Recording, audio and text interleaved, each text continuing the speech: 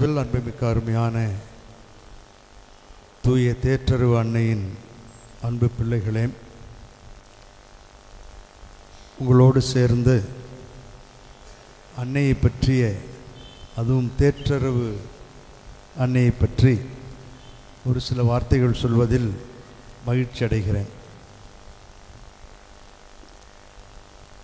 திருப்பலி ஆண்டவருடைய உருமாற்றத்தையும் மறையுரை அன்னை மரியாவை பற்றியும் இருக்க வேண்டும் என்று விரும்புகிறேன் என்று பாசமிகு உங்களது பங்கு தந்தை கேட்டுக்கொண்டதனால் தேற்றறிவு அன்னையை பற்றி அவர் சொன்னவாறு செய்ய ஆசைப்படுகிறேன். இன்றைய நற்செய்தி வாசகத்திலிருந்து ஒரு அன்னையை பற்றிய ஒரு நிகழ்வை சொல்ல ஆசைப்படுகிறேன். வழக்கமாக அன்னையினுடைய பெயர் எங்கெல்லாம் இருக்கிறதோ, அவர் எங்கெல்லாம் வருகிறாரோ அந்த இடங்களெல்லாம் பொறுக்கெடுத்து மறையுரை ஆற்றுவது தந்தையர்களுக்கு வழக்கமான ஒன்று. ஆனால் இங்கு இப்பொழுது வாசிக்கப்பட்ட இந்த வாசகத்திலே அன்னை பற்றி ஒன்றுமே இல்லை. ஆனால் அவள் அங்கே இருக்கிறாள் என்பதைத்தான் உங்களுக்கு சொல்ல ஆசைப்படுகிறேன். வாசிக்கப்பட்ட மார்க் எழுதிய நற்செய்தி 3வது அதிகாரம் 20 - 22 வரை உள்ள நிகழ்வுக்கு தலைப்பு இயேசுவும் பெல்செபூலும் என்ற அந்த தலைப்பிற்குள் வருகின்ற ஒன்று. இயேசு தன்னுடைய சொந்த ஊருக்கு சென்று அங்கே அவர் இறையரசை பற்றி போதித்து கொண்டிருந்தார். கூட்டம் அதிகமாக இருந்தது. அப்படித்தான் இந்த வாசகம் ஆரம்பிக்கிறது. அதன் பின் இயேசு வீட்டிற்கு சென்றார். மீண்டும் மக்கள் கூட்டம் வந்து கூடியதால் அவர்கள் உணவு அருந்தவும் முடியவில்லை. வீட்டுக்கு சென்றார். இங்குதான் மரியாள் இருப்பதாக நாம் புரிந்து கொள்கிறோம். மரியாவும் சூசையும் அங்குதான் இருக்கிறார்கள். ஆகவே இலைமறைக்காயாய் அன்னை கன்னிமரியாள் அங்கே இருக்கிறாள் என்பது உண்மை. ஆகவே அவர்கள் வீட்டிற்கு சென்றார்கள். சாப்பிடக்கூட அவர்களுக்கு நேரம் இல்லை என்று மார்க் பதிவு செய்கிறார். அதற்கு அடுத்ததாக மார்க் மற்றொரு செய்தியையும் சொல்லுகிறார். அவருடைய உறவினர் இதை கேள்விப்பட்டு அவரை பிடித்து கொண்டு வரச் சென்றார்கள். பிடித்து கொண்டு வரச் சென்றார்கள். யாரை போய் பிடிச்சிட்டு வருவீங்க? யாரை பிடித்து? இதனுடைய உண்மையான கிரீக் மூலம் பிடித்து கட்டி இழுத்து வந்தார்கள் என்பதுதான் அதனுடைய உண்மையான அர்த்தம். ஆனால் நமக்கு கொடுக்கப்பட்டிருப்பது அவரை கட்டி கொண்டு வந்தார்கள் என்று சொல்லப்பட்டிருக்கிறது. யாரை கட்டி கொண்டு வருவீர்கள்? ஏதாவது அடாவடித்தனம் பண்ணுறவனாக இருக்கணும், ரவுடிசம் பண்ணுறவராக இருக்கணும், அல்லது ஏடா கூடமாக ஏதாவது பேசுகிற ஆளாக இருக்கணும், புறா ஆளை கட்டுறா கொண்டு போய் தள்ளுறா வெளியான்னு சொல்லணும். இது போன்று சற்று சாதாரண மனிதர்களை விட வேறு விதமாக இன்னும் சொல்லணும்னா அப்நார்மலாக செய்யக்கூடியவர்களை நாம் பிடித்து கொண்டு வருவோம், அல்லது கட்டி பிடித்து இழுத்து வருவோம். அவர்கள் அதற்கான காரணத்தையும் மார்க் சொல்லுகிறார். ஏன் கட்டி பிடித்து வந்தார்கள்? ஏனெனில் அவர் மதிமயங்கி இருக்கிறார் என்று மக்கள் பேசிக்கொண்டனர். மதிமயங்கி இருக்கிறார் அப்படின்னு என்ன? லூசு பைய. அவன் ஒரே வார்த்தையில் சொல்லிடுறான். அவன் யாரு? லூசு பைய. கண்டதும் செய்வான், கண்ணாபின்னான்னு ஏதாவது பேசுவான், அது செய்கிறேன் இது செய்கிறம்பான். பார்த்து கவனமாக இருங்க. அவன் ஒரு ஆஃபு, கொஞ்சம் லேசாக மரக்கலண்ட ஆள். சரியா? போய் கூட்டிட்டு வாங்க ஆளை என்று சொல்லி அவரை அழைத்து வந்ததாக மார்க் பதிவு செய்கிறார். இதனுடைய மூலம் இயேசு ஒரு மென்டல் என்று சொல்லக்கூடிய அளவிற்கு அந்த ஊரிலே அவருடைய உறவினர்கள் செய்ததாக மார்க் பதிவு செய்கிறார். அந்த இடத்திலே அன்னை கன்னிமரியாள் இருக்கிறாளா இல்லையா? அதான் முதல்ல சொன்னேன். அவர் வீட்டிற்கு வந்தார். அன்னை மரியாள் அவரோடு சார்ந்தவர்கள் கண்டிப்பாக இருந்திருக்க வேண்டும். உங்கள் வீட்டில் உங்கள் பையனை யாராவது பார்த்து நல்லா இருக்க பையன் கூட விளையாட்டுக்கு என்னடா மென்டல் மாதிரி பேசுகிறேன்னா உங்களுக்கு ஃபாதர் நல்லா சொன்னீங்க ஃபாதர், ரொம்ப சந்தோஷம் ஃபாதர், என் பையனை மென்டல்னு சொல்லி வாழ்த்து நீங்கள் ஃபாதர்னா ஒத்துக்குவீங்களா? ஒத்துக்குவீங்களா? நிச்சயமாக மாட்டோம். உண்மையிலேயே அவன் ஒரு மாதிரியாக இருந்தால் கூட அதை நாம் ஏற்றுக்கொள்ள மாட்டோம். அவ்வளவு கோபம் வரும் நமக்கு, அவ்வளவு ஆத்திரம் வரும். என்ன அந்த சாமியார் இவர் தான், நீங்கள் தான் சாமி மென்டலு, என் பையன் நல்லா தான் இருக்கேன், நீங்கள் தான் மென்டல் மாதிரி பேசுகிறீங்கன்றோம். அந்த அளவிற்கு நாம் நம்முடைய குழந்தைகளை விட்டுவிட மாட்டோம். அவர்களை 4 பேருக்கு முன்பாக அவமானப்பட்டால் படட்டும் என்று விட்டுவிட மாட்டோம். அவர்கள் அங்கேதான் இருந்தார்கள். அங்கேதான் அன்னை கன்னிமரியாளும் இருந்தாள். தன்னுடைய பையனை அனைவருக்கு முன்பாக பிடித்து இழுத்து வந்ததை பார்க்கிறாள். ஏன்னா பைத்தியக்காரனை கட்டி போட்டு இழுத்துட்டு வர மாதிரி கொண்டு வர்றாங்க. வந்ததும் இல்லாமல் மதிமயங்கிய ஆள் என்று சொல்லுகிறார்கள். சரக்கடிச்சிருக்காருன்னு சொல்லலை, சரக்கடிச்சவன் சொல்லலை, மதிமயங்கி பேசுகிறான். Is mental. அவனுடைய சுய புத்தியில் அவனால் இன்னும் செய்ய முடியவில்லை என்ற அளவிற்கு அவர்கள் சொன்னார்கள். இது ஊரார் சொன்னது. இந்த ஆள் எப்படிப்பட்ட ஆள், இவனை பற்றி நம்ம நிறைய கேள்விப்படுறோமே, இவன் உண்மையிலேயே நல்ல ஆளா, இல்லை பேய்களை வைத்து ஏதாவது செய்கிறானா, மந்திர தந்திரம் செய்கிறானா, அல்லது வேறு ஏதாவது செய்கிறானா என்பதை ஊர்ஜிதப்படுத்துவதற்காக, எது உண்மை என்று கண்டுபிடிப்பதற்காக ஊர்க்காரன் சொல்கிறான் மென்டல்னு. இந்த செய்தி எருசலேமுக்கும் போயிருக்கும். ஆகவே தான் அடுத்த வரியில் 22வது வசனத்தில் மார்க் இவ்வாறு சொல்லுகிறார். என்ன சொல்லுகிறார்? மேலும் ஒரு குரூப்பு சொல்லிருச்சு மென்டல்னு, ஊர்க்காரன் பூரா சொல்லிட்டாங்க மென்டல்னு. அப்பவும் அன்னை வாய் திறக்கவில்லை, அங்குதான் இருக்கிறாள், திறக்கவில்லை. 22வது வசனம், மேலும் எருசலேமிலிருந்து வந்திருந்த மறைநூல் அறிஞர். எருசலேமிலிருந்து யார் ஆள் அனுப்பிச்சிருக்காங்க, தலைமை குருக்களும் மற்றவர்களும் போய் அந்த ஆளை பற்றி பார்த்துட்டு வாங்கயா, அவர் நம்ம நிறையா எங்கே பார்த்தாலும் ஊர் பூரா போகிறாரு, பேசுகிறாரு, அவருடைய பாப்புலாரிட்டி ரொம்ப அதிகமாக இருக்குது, யாருன்னு பார்த்துட்டு வாங்க அப்படின்னு சொல்லி ஆட்களை அனுப்புகிறார்கள். வெரிஃபை பண்ணிட்டு வர சொல்கிறாங்க. வந்தாலும் என்ன சொல்கிறாங்க பாருங்கள், மறைநூல் அறிஞனும் இவனை பெல்செபூல் பிடித்திருக்கிறது என்றும். பெல்செபூல் தான் பேய்களின் தலைவன், தலைவனே வந்தான், தலைவன் இவனை பிடிச்சிருக்கான்ட்டாங்க, பேய் பிடிச்சவன் மண்டல்னாங்க. இப்போ அடுத்த அக்யூசேஷன், அவர் பேய் பிடித்தவர் என்று சொல்லுகிறார்கள். பெல்செபூல் பிடித்திருக்கிறது என்றும் பேய்களின் தலைவனை கொண்டே இவன் பேய் ஓட்டுகிறான் என்றும் சொல்லி கொண்டிருந்தனர். ஆகவே முத்திரை குத்துகிறார்கள். இயேசு ஒரு மாதிரியான ஆளு, இவன் பேய் பிடித்தவனாகவும் இருக்கிறான், புத்தி சுவாதீனம் இல்லாதவனாகவும் இருக்கிறான் என்று அந்த குடும்பத்தில் அன்னை கன்னிமரியாள் இருக்கின்ற அந்த இடத்திலேயே பேசுகிறார்கள். இதுதான் அன்னை கன்னிமரியாளுடைய ஒரு அருமையான பண்பை நாம் பார்க்கிறோம். அந்த அன்னை கன்னிமரியாளுக்கு இயேசு யார் என்பது தெரியுமா தெரியாதா? தெரியும். இவர் இறைமகன். இறைமகன் கபிரியேல் தூதர் வந்து கேட்டுக்கொண்டபடி நானும் மீட்பிற்கு உதவி செய்கின்ற மீட்பராகிய அவர் என்னுள் பிறந்திருக்கிறார் என்பதை அறிந்திருக்கிறேன். நீங்கள் சொல்லுவதைப் போல அல்லது மறைநூல் அறிஞர்கள் சர்டிஃபிகேட் கொடுப்பதைப் போல இவர் ஒன்றும் பேய் பிடித்தவனும் அல்ல, அல்லது நீங்கள் சொல்வதைப் போல இவன் புத்தி கெட்டவனும் அல்ல. இவன் யார் என்பது எனக்கு தெரியும் என்பது நம்மால் புரிந்து கொள்ள முடிகிறதா இல்லையா? முடியும். ஆனாலும் அவள் பேசவில்லையே. ஏன் ஏன் பேசவில்லை? அதுதான் நம்முடைய வாழ்க்கைக்காக நான் கொண்டு வருகிறேன். ஏன் பேசவில்லை? எப்படி அவளிடம் இவ்வளவு பெரிய சகிப்புத்தன்மை இருந்தது? எப்படி அவளிடம் தன் மகனை இழந்து விடவே கூடாது, இருந்தாலும் அவனை பற்றி எதுவுமே பேசாமல் இருந்தாரே ஏன்? அதுதான் இறைவனது திருவுள்ளத்தை ஆம் என்று அவள் சொன்னாள். நான் ஆம் என்று சொல்லியிருக்கிறேன். ஆகவே இப்பொழுது இந்த நேரத்தில் இவன் யார் என்பதை நான் எடுத்து கூறினால், இவன் இறைமகன், இப்படித்தான் இருக்கிறான், நீங்கள் நினைப்பதைப் போல இவன் பேய் பிடித்தவனும் அல்ல, அல்லது இவன் ஒரு மாதிரி சொல்றீங்களா மர கண்டவன், அவனும் அல்ல, இவன் இறைமகன், இவன் என் மகன், அற்புதங்களை செய்கிறான், எல்லாம் செய்கிறான் என்று அவள் அந்த நேரத்தில் எடுத்து போராடி இருக்க வேண்டும். நீங்களோ நானும் அங்கே இருந்திருந்தால் ஒருவேளை சண்டையே போட்டிருப்போம். யாரை பார்த்துற பேய் பிடிச்சவங்கிறீங்க, யாரை பார்த்துற மென்டலுங்க, பிச்சு பிடுவோம், பிச்சு படுவா ராஸ்கள், ஓடி போங்கடான்னு சொல்லியிருப்போம். ஆனால் அன்னை பேசவே இல்லை. அந்த தேற்றவண்ணை அங்கே தேற்ற வேண்டும் என்பதுதான் அவளுடைய குறிக்கோள். இது போன்ற சூழல்கள் நமக்கு கிடைக்கும், நம்முடைய வாழ்விலும் வரும்.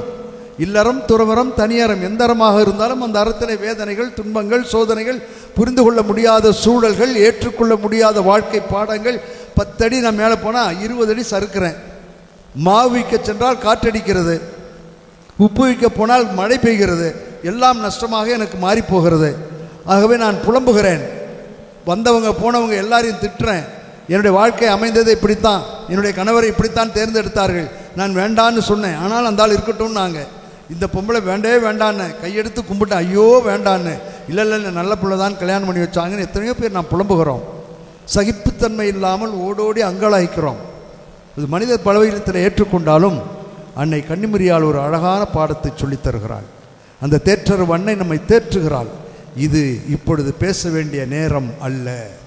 எனக்கு தெரியும் அவர்கள் சொல்வது 100க்கு 100 உண்மை அல்ல என்பது எனக்கு தெரியும். ஆனால் இந்த நேரத்தில் இப்படி ஒரு குழப்பமான நேரத்தில் நான் பேசினால், அவசரப்பட்டு ஆத்திரப்பட்டு கோபப்பட்டு நான் இவன் இறைமகன் தான் என்று நான் எண்பிக்க நினைத்தால் இந்த நேரம் சரியான நேரமாக இருக்காது. இந்த நேரம் இதைவிட இன்னும் மோசமான விளைவுகளை தரக்கூடும் என்று அந்த அன்னை நினைத்திருக்க வேண்டும். ஆகவே அவள் பொறுமை காத்தாள். எங்கு எப்பொழுது எங்கு சொல்ல வேண்டுமோ அங்கு இதை சொல்ல வேண்டுமே ஒழிய அவசரப்பட்டு விடக்கூடாது என்று எல்லாவற்றையும் தன் உள்ளத்திலேயே இருத்தி கொண்டாள், சகித்து கொண்டாள். அந்த சகிப்புத்தன்மை அவளுக்கு எப்படி வந்தது? சகிப்புத்தன்மை இருந்தது என்பதை உங்களுக்கு தெளிவாக சொல்லிவிட்டேன். இப்பொழுது அந்த சகிப்புத்தன்மை, இந்த கோபப்படாமல் ஏற்றுக்கொள்ளக்கூடிய புரிந்து கொள்ளக்கூடிய சூழலை அறிந்து அதற்கேற்றாற்போல் தன் வாழ்வை அமைத்து கொள்ளக்கூடிய அங்குதான் நாம் வீழ்ந்து விடுகிறோம். அங்குதான் நாம் நம்முடைய வாழ்க்கையை இழந்து விடுகிறோம். ஒரு வார்த்தை அவர் பேசினார், நான் 2 வார்த்தை பேசினேன், இன்னும் பேசினார், இன்னும் பேசினேன். என்னை பற்றியோ எங்கள் வகைரா பற்றியோ ஏதாவது பேசுனீங்க, நடக்கிறதே வேறு, என்ன நடக்குங்கிறதே எனக்கு தெரியாது, சொல்லிட்டேன் என்று எத்தனை முறை நாம் சொல்லியிருக்கிறோம். எவ்வளவு நேரம் நாம் நம்மையே இழந்து இருக்கிறோம். எவ்வளவு முறை நாம் நம்முடைய சகிப்புத்தன்மையிலிருந்து வெளியேறி தாங்க முடியாத அளவிற்கு இதன் உச்சக்கட்டமாக ஒரு சில இளைஞர்களும் இளம்பெண்களும் நினைத்தது நடக்கவில்லை என்றால் தற்கொலை பண்ணி கொள்ளுகிறேன் என்று ஒரு தாறுமாறான வாழ்க்கைக்கு செல்லுகிறார். அல்லது குடும்பத்தில் இருப்பவர்கள் கூட தாறுமாறான வாழ்க்கை, நான் பிரிந்து விடுகிறேன், இவனோடு இருக்கிறது நான் சும்மா இருக்கலாம் என்று கூட பிரிந்து விடுவதும் ஓடி விடுவதும் தங்களுடைய வாழ்க்கையின் சூத்திரமாக அமைத்துக் கொள்கிறார்கள். இது தவறு என்பதைத்தான் அன்னை நமக்கு சொல்லித் தருகிறார். எப்படி என்பதை உங்களுக்கு 3 வாக்கியங்களை படித்து நான் முடிக்கிறேன். முதலில் அன்னை எப்படி இந்த நிகழ்வை கையாண்டிருக்கிறாள், எப்படி இவளுக்கு இந்த துணிச்சல் வந்தது, ஏன் அவள் பேசவில்லை, பேசி இருக்கலாம், ஆனால் இது நேரம் அல்ல, இப்பொழுது நான் பேச வேண்டிய அவசியம் இல்லை, இதை தாங்கிக் கொள்ளுவேன், அதற்கென்று ஒரு நேரம் வரும், அந்த நேரத்தில் நான் பேசுவேன் என்ற அந்த அழுத்தம் எப்படி அவளுக்கு வந்தது? ஏசாயா புத்தகம் 46வது அதிகாரம் 3-4 வசனங்களை படிக்கிறேன். என்னுடைய வார்த்தைகளை நம்பவே நம்பாதீர்கள். நான் வேதத்திலிருந்து தான் உங்களுக்கு படித்து காட்டுகிறேன், விவிலியத்திலிருந்து தான் உங்களுக்கு படித்து காட்டுகிறேன், என்னுடைய வார்த்தைகள் அல்ல. ஆகவே ஏசாயா புத்தகம் 46:3-4. யாக்கோபு வீட்டாரே, இஸ்ராயேல் குடும்பத்தாருள் எஞ்சி இருக்கும் அனைத்து மக்களே செவி கொடுங்கள். யார்கிட்ட பேசுகிறார்? இன்னார்கிட்ட பேசுகிறார், உங்கள்கிட்ட தான் பேசுகிறேன்னு சொல்கிறார். உதரத்திலிருந்தே உங்களை தாங்குபவர் நான். எங்கே ஆரம்பிக்கிறார் பாருங்க, உதரத்திலிருந்தே, நீ கருவான நாளிலிருந்து உன்னை தாங்குபவர் நான், கருவிலிருந்தே உங்களை சுமப்பவர் நான், உங்கள் முதுமை வரைக்கும் நான் அப்படியே இருப்பேன். உங்கள் முதுமை வரைக்கும் நான் மாறமாட்டேன், அப்படியே இருப்பேன்.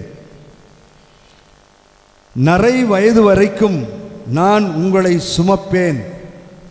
உங்களை உருவாக்கிய நானே உங்களை தாங்குவேன். நானே உங்களை சுமப்பேன், நானே விடுவிப்பேன். என்ன அற்புதமான வார்த்தைகள் என்று பாருங்கள். அந்த கடவுள் எப்படி நம் வாழ்க்கையிலே குறுக்கிடுகிறார், எப்படி நம் வாழ்க்கையை அமைத்துக் கொள்ள வேண்டும் என்று விரும்புகிறார். எல்லா சூழலிலும் அவர் இருப்பதாக சொல்லுகிறார். எதிலும் எப்பொழுதும் நீங்கள் தனியாக இல்லை, உங்களோடு நான் இருக்கிறேன், சுமப்பேன், வாழ வைப்பேன், தாங்குவேன். என்னுடைய வார்த்தைகள் அல்ல, மீண்டும் சொல்லுகிறேன், அருமையான ஏசாயா சொல்லுகின்ற அந்த வார்த்தை. இந்த வார்த்தை ஒரு சாதாரண யூத பெண்மணியான அவளுக்கு உள்ளே இறங்கி இருக்க வேண்டும்.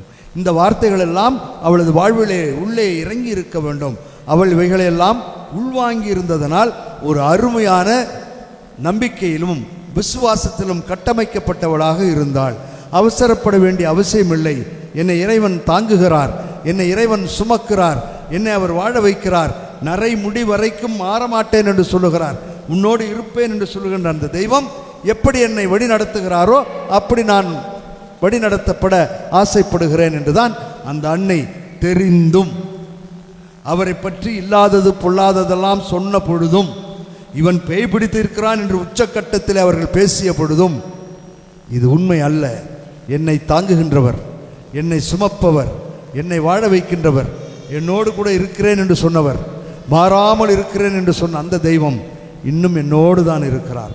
நான் ஏன் அவசரப்பட வேண்டும்? நான் ஏன் ஆத்திரப்பட வேண்டும்? இது சரியான நேரம் அல்ல. இவன் இறைமகன், இவன் நல்லவன், இவன் இறைமகன் என்பதனால் தான் இந்த அற்புதமான செயல்களை செய்கிறான் என்று சொல்ல வேண்டிய நேரம் இது அல்ல. இதை விட இன்னும் நேரம் இருக்கிறது என்பதை அவள் வாழ்க்கை சூழலை நன்கு புரிந்து கொண்டாள். அவள் இந்த பொறுமையையும் சகிப்புத்தன்மையையும் தனது பாடமாக கொண்டாள். அதைத்தான் ஆண்டவர் இன்று நமக்கு சொல்லுகிறார். அந்த பாடத்தைத்தான் ஆண்டவர் நமக்கு தேற்றரவு அன்னை வழியாக இந்த திருவிழா முழுவதும் நீங்கள் யோசித்து பாருங்கள். இந்த ஆலயத்தை விட்டு வெளியே போகின்ற பொழுது சீரியல் போச்சு, இந்த சாமி என்ன கதை சொல்லிட்டுருக்கிறாரு, தொலைஞ்சிச்சு, அந்த சீரியல் போச்சு, இந்த சீரியல் போச்சு, எல்லாம் போச்சு நீங்கள் திட்டுவீங்க. நான் வாங்கிக் கொள்கிறேன், நான் ஏற்றுக்கொள்கிறேன். ஆனால் இந்த ஆலயத்தை விட்டு நீங்கள் வெளியே செல்லுகின்ற பொழுது நான் சொன்ன இந்த வார்த்தைகளுக்கு இணையான வார்த்தைகள், நான் சொன்ன இந்த வார்த்தைக்கு கருத்துகளுக்கு இணையான ஒரு அருமையான கேரக்டர் ஏதாவது ஒரு சீரியலில் இருந்துச்சுன்னா நீங்கள் பாருங்கள். அன்னை கன்னிமரியாளை ஒத்த ஒரு சீரியல், அவள் பெற்றெடுத்து வளர்த்த இயேசுவை போன்ற ஒரு சீரியல் இருக்குமானால் சந்தோஷம். ஆனால் வெளியே போகின்ற பொழுது இந்த கேரக்டர்ஸோடு உள்ளே போங்க, இந்த கேரக்டர்ஸோடு வீட்டுக்கு போங்க. அருளும் ஆனந்தமும் நாம் குடும்பத்தில் முடியாது என்று சொல்லக்கூடியவைகளெல்லாம் முடியும். இந்த வாழ்க்கை சூழலை தேற்றரவு அன்னை எனக்கு துணை செய்வாள் என்ற எண்ணத்தோடு நீங்கள் செல்ல வேண்டும்.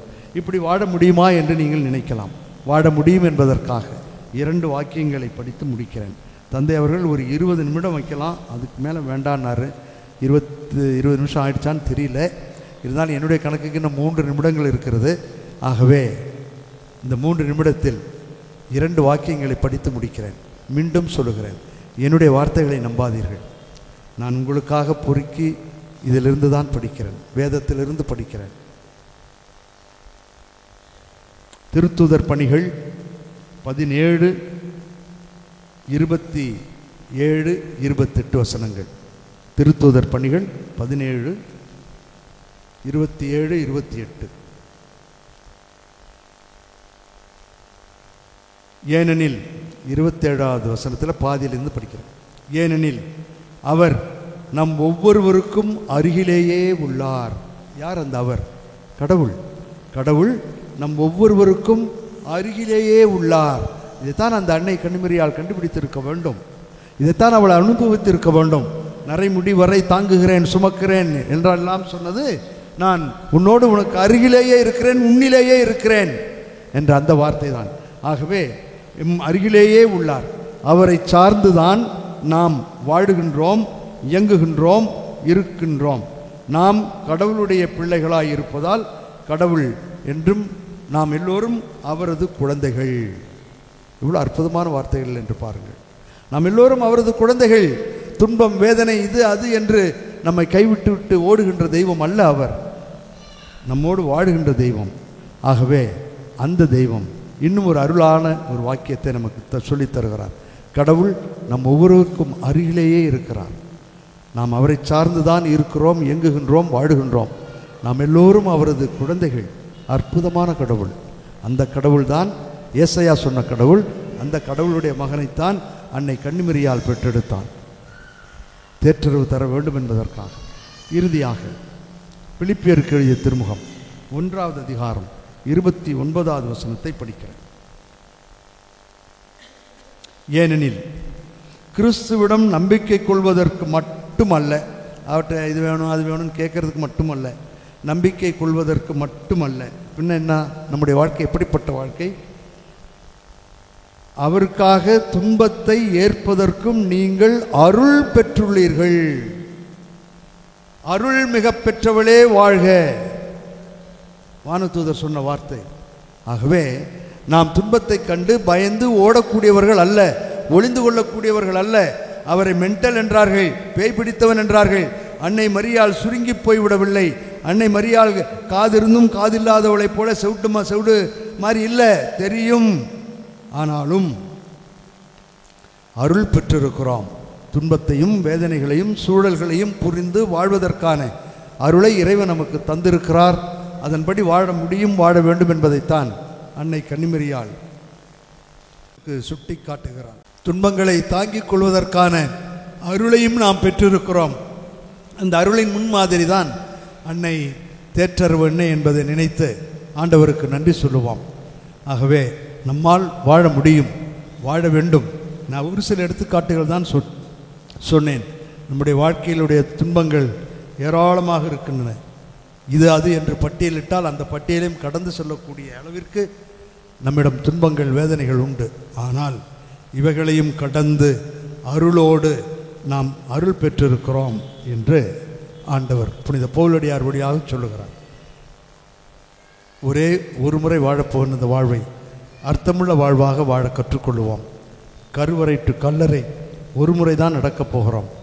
ஊம் டு டூம் ஒரு முறை தான் நடக்கப் போகிறோம். மீண்டும் ஒரு முறை இந்த வாழ்வு நமக்கு கிடைக்கப் போவதில்லை.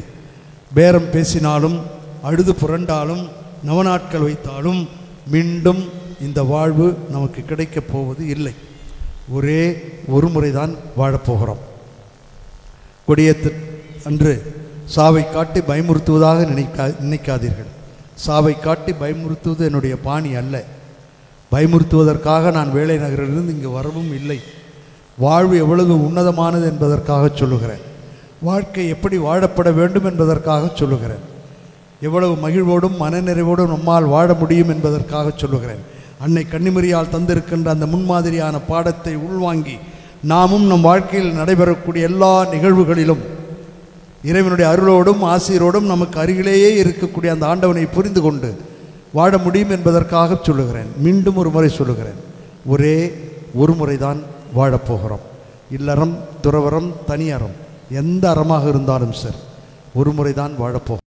இந்த ஒரு முறை வாழப்போகின்ற இந்த வாழ்வு ரம்மியமான வாழ்வாக இருக்கட்டும், ஒற்றுமை மிகுந்த வாழ்வாக இருக்கட்டும், எல்லாவற்றையும் புரிந்து கொண்ட வாழ்வாக இருக்கட்டும்.